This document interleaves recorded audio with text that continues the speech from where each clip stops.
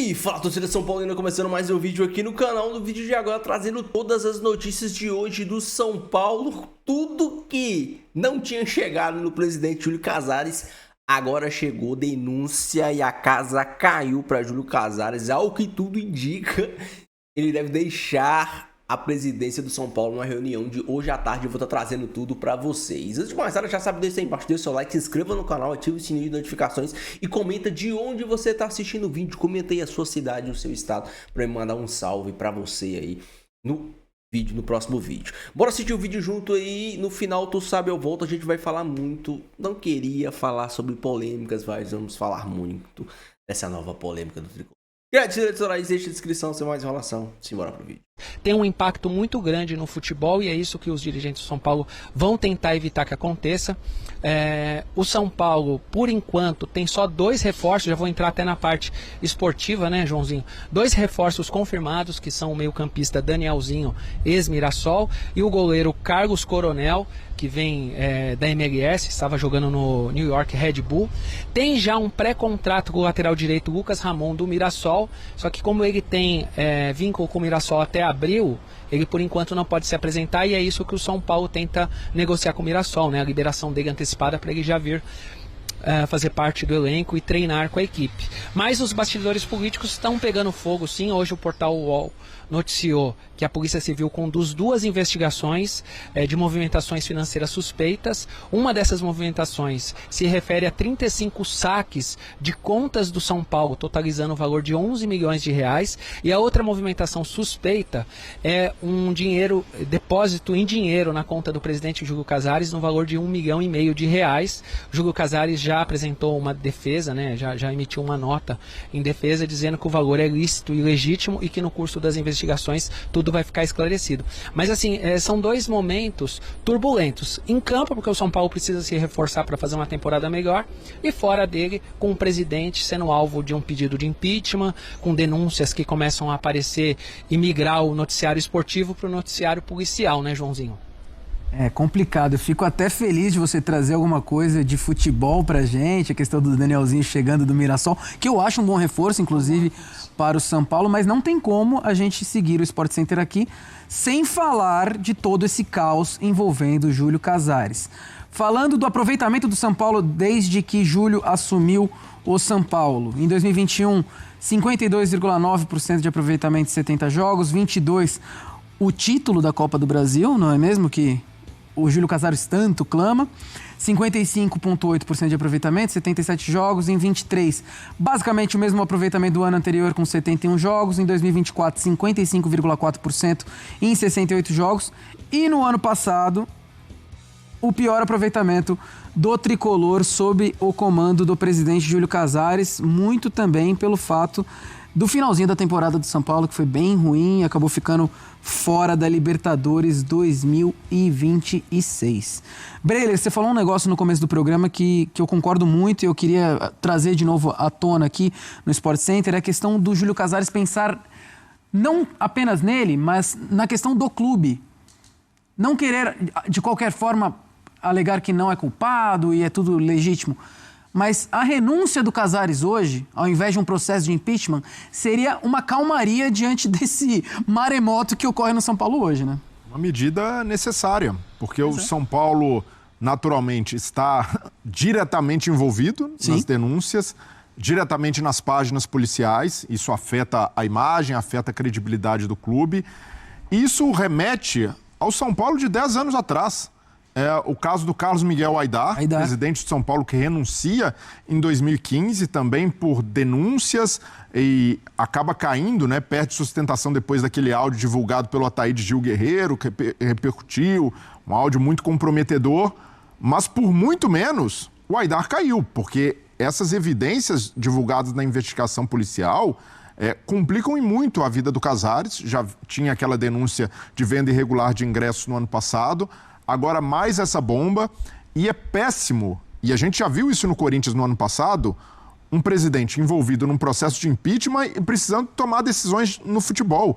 A sorte do Corinthians é que o Fabinho Soldado matou tudo no peito, levou ali a situação, blindou o futebol, mas ainda assim Não dá para dizer que o Corinthians escapou ileso. Os jogadores disseram várias vezes que o extracampo estava Rodrigo comprometendo. Garro, e é natural, porque outros. É um processo muito desgastante. Todo dia sai notícia, e é o processo de impeachment aprovado, conselheiros cobrando, pressão aumenta, e isso vai para o campo. Então, se o Júlio Casares for um presidente que, de fato, pensa no São Paulo, é torcedor, quer o bem do clube, ele vai ter a mínima hombridade de se afastar, de responder ao processo. Todo dirigente tem direito à ampla defesa, tem direito à presunção de inocência, mas diante da gravidade das denúncias, diante da situação do São Paulo e até da fragilidade política do Casares nesse momento, eu vejo que não há outro caminho que não seja a renúncia se os interesses do São Paulo, de fato, forem preservados pelo presidente que está em exercício. Não há mais sustentação diante da gravidade disso e até da movimentação de conselheiros. Lembrando que ele ficou até enfraquecido com a saída do Carlos Belmonte. Não é mesmo? Toda a crise política envolvendo Belmonte e Casares. É muito parecido com o caso Augusto Melo. Muito parecido. O dirigente perde sustentação política. Melhor envelopado, eu diria, né? Mas a mesma coisa. E o discurso, ele também é sobre uma oposição que está tentando minar um trabalho da atual presidência, enfim, assim, isso acontece, a gente sabe que isso acontece, né? Em vários clubes, de fato, ali tem, né, essas brigas, enfim, da situação, da oposição, mas não tem se mostrado exceção, né, as coisas que, ou o que apareceu no São Paulo, já começa a aparecer em sequência fatos, e aí já começa a extrapolar a parte esportiva, já chega a Polícia Civil, enfim. O Rafa está trazendo todas as informações para a gente.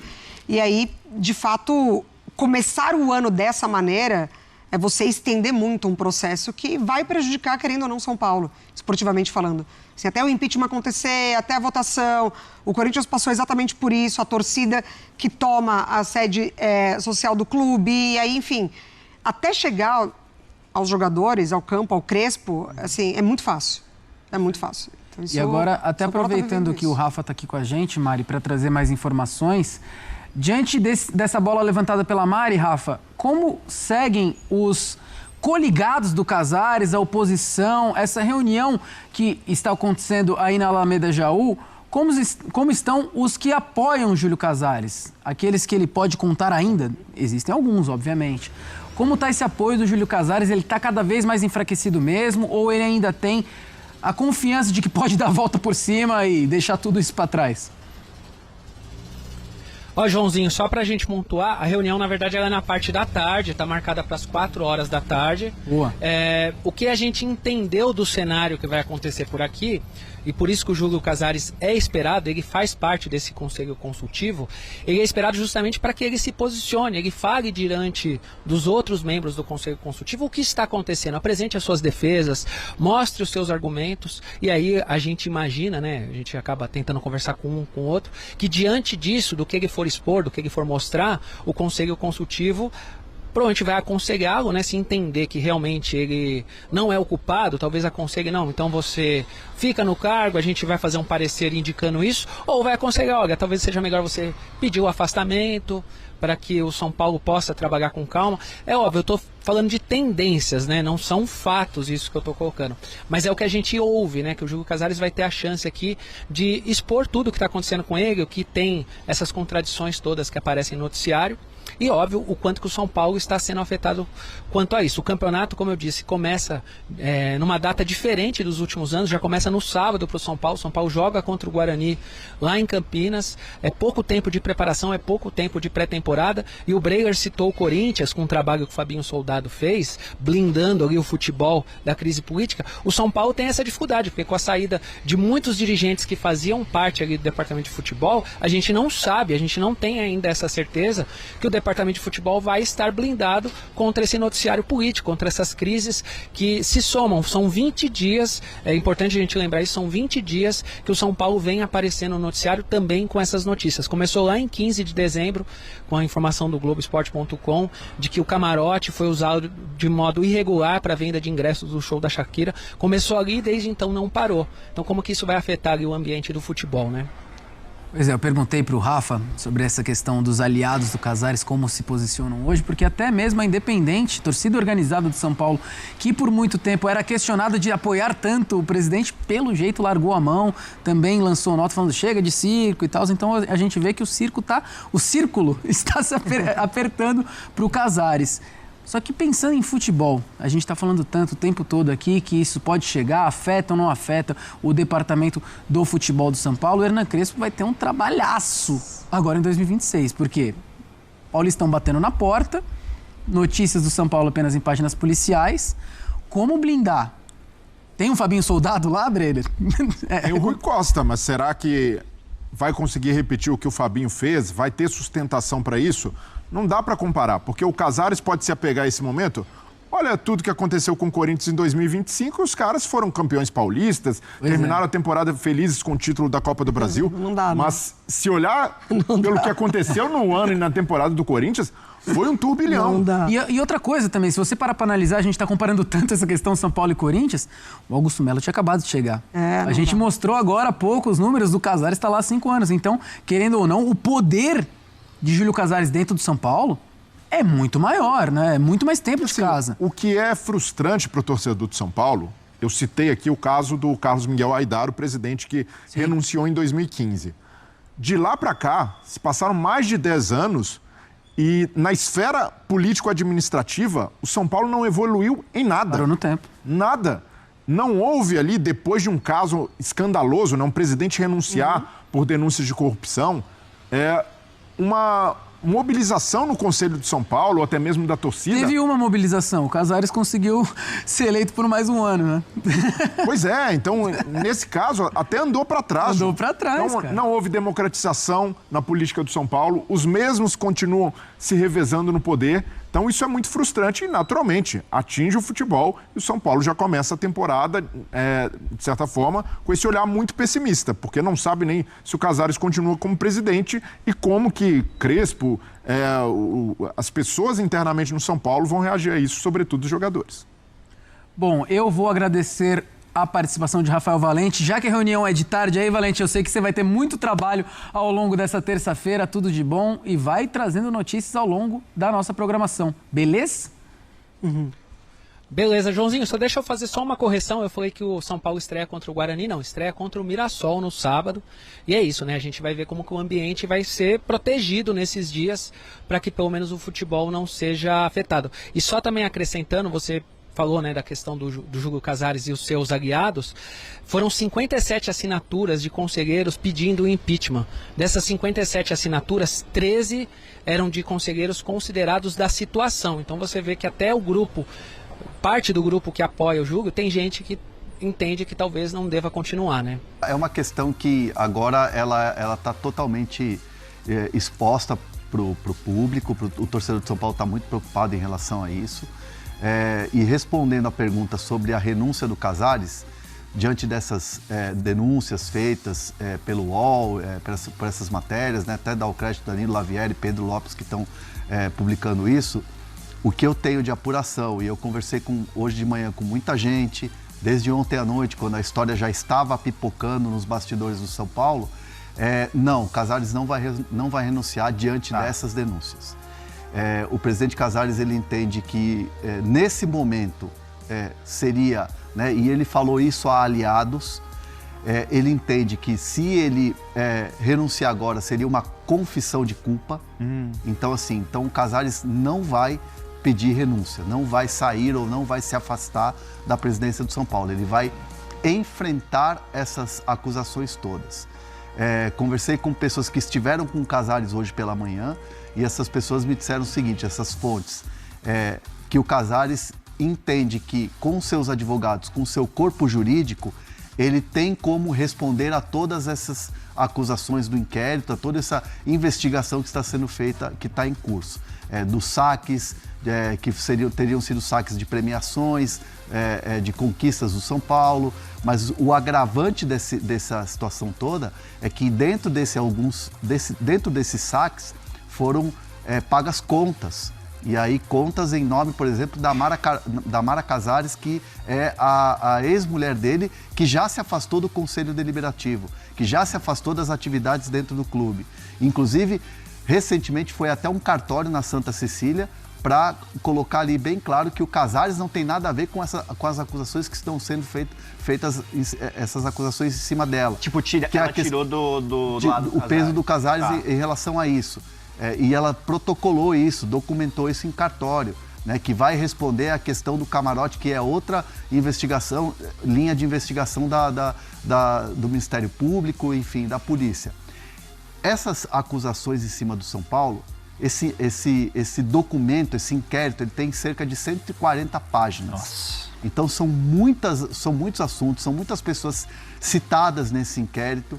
E na questão do Júlio Casares, o que pega desses depósitos que a polícia está investigando é uma investigação que abre uma linha muito parecida com a investigação que foi da Vaidbet em relação ao Augusto Melo, que saiu da presidência, né, que saiu do Corinthians.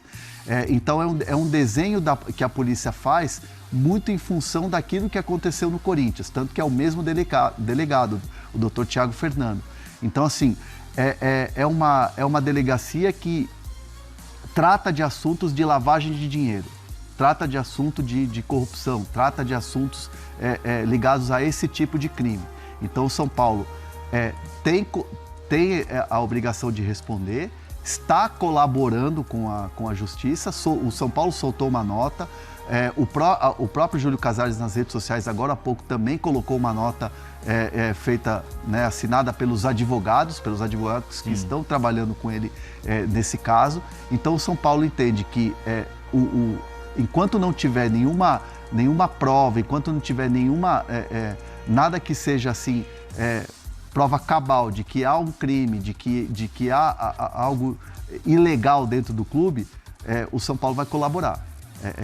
Essa é a resposta que a gente ouve nos bastidores. Vamos colocar a nota que os advogados do Casares emitiram na imprensa? Ó, vou ler aqui para vocês. Os advogados Daniel Bialski e Bruno Borraghini, que representam a defesa particular de Júlio Casares, afirmam que todas as movimentações financeiras de Júlio, contidas nos relatórios do COAF, possuem origem lícita e legítima, com lastro compatível com a evolução da sua capacidade financeira. Esclareça-se que, antes de assumir a presidência do São Paulo Futebol Clube, nosso constituído Casares desempenhou e exerceu funções de alta direção na iniciativa privada, com boa remuneração. Ademais, a origem e lastro de tais movimentos serão detalhados e esclarecidos no curso das investigações, com a apresentação de provas, declarações e informações fiscais. O que o Casares falou, tem falado isso desde ontem à noite, porque o corpo jurídico de São Paulo começou a se movimentar ontem à noite, né? Em relação a essa publicação que foi hoje pela manhã. E o que o Casares tem falado aos seus advogados, aos advogados do clube, aos aliados dentro do clube, é que ele tem como provar todos esses saques, todas essas investigações. Até por isso ele não vai pedir a renúncia. Tá. E aí seria, como eu disse, uma confissão de culpa. Internamente, muita gente tem visto esse movimento do Casares como algo assim, olha, será que não é melhor de repente você se afastar e provar a sua inocência e aí depois você volta? Muita gente acha que se acontecer alguma coisa que for comprovada contra o Casares e ele não renunciar e ele continuar como presidente, vai acontecer o que aconteceu com o Augusto Melo. Sim. Empichado. Porque o Augusto Melo, em nenhum momento, ele batia no peito e falava: eu não tenho nada a ver com isso, eu vou para cima. E é o mesmo movimento que o Casares está fazendo nesse momento dentro do São Paulo, dizendo que é inocente, que não tem nada a ver com isso e que vai provar sua inocência, que tudo é um ato político. Porque, assim, no pensamento do presidente Casares, tudo isso que está acontecendo, toda essa movimentação, todas essas denúncias, denúncia anônima, são movimentos políticos contra ele nesse ano de eleição. Tá? Eu estou trazendo informação aqui, não é opinião, não estou dando uma opinião. Sim. É importante a gente dividir isso para que as pessoas não confundam o que eu estou falando. Então, assim, dentro do São Paulo, isso que eu ia perguntar, vem esse movimento como um movimento perigoso, como um movimento que pode não dar certo. Eu disse isso no vídeo de ontem, falei, eu não vou mais falar de treta do São Paulo, de problemas políticos, papá. A gente falou sobre isso o final da temporada toda do ano passado, agora vamos falar sobre a nova temporada, o Campeonato Paulista que tá começando aí, ao contrário do que o carinha falou, o São Paulo joga no domingo, contra o Mirassol, não é sábado, tá corrigindo a informação aí do repórter. Não queria falar de treta, não queria, mas chegou no Casares. Tava rodeando Mara Casares e o Carlos Magno e os médicos. E tava rodeando. Chegou. Não tem pra onde correr. O Casares está sendo investigado de receber 1,5 milhão de reais de receitas de formas duvidosas, vamos dizer assim. E eu pergunto pra vocês. Vocês se surpreendem em que? Vocês se surpreendem com essa denúncia chegando no Júlio Casares? E eu vou falar pra vocês, o Casares não fica. Porque quando a torcida organizada soltou a mão do Rogério caiu. Do Rogério Ceni, irmão. Quando a torcida organizada soltou a mão do Zubeldia, o Zubeldia caiu. Agora a torcida organizada soltou a mão do Júlio Casares e acabou pra ele. Simplesmente acabou pra ele. Por quê? Tá na cara que ele tem envolvimento. Tá na cara que ele tem envolvimento com tudo. Se não tiver com tudo, tem com boa parte. Se ele não tiver envolvimento, ele tem conhecimento. E vocês se surpreendem.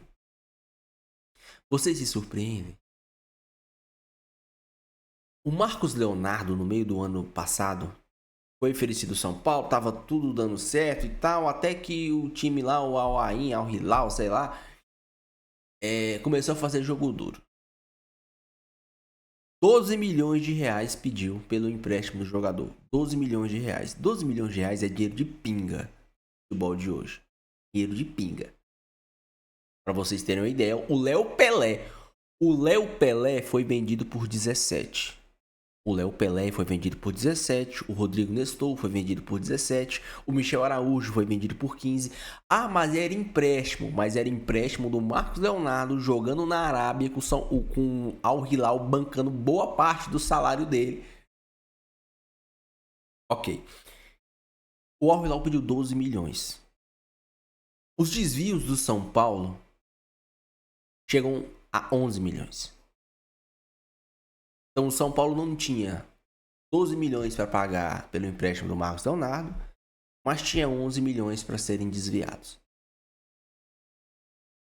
É isso.